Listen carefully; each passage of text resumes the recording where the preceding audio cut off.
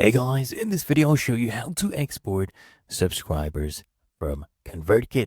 Now first I want you to just go to login, and here I am on my dashboard, and then in the top menu click on grow. And then when you get to this drop down, click on subscribers, and we're going to be browsing all our subscribers and customers on this page. Now what I need you to do is just go ahead and scroll down here and then just click on this check mark. Okay, then what will happen is we can export all our subscribers. So we have checked all of them. If you want to do specific ones, you can come here and tick these check boxes. Okay, you can toggle these on, very specific ones.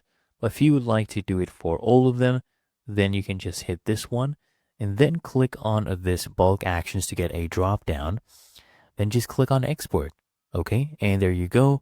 It is exporting it and it will be sent to our email.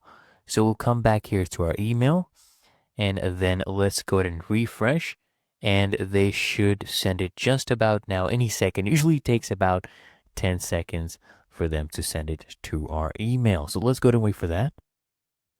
All right, here it is. So just go ahead and open up this email, and then just click on this here. Okay, this is a hyperlink. Click on that.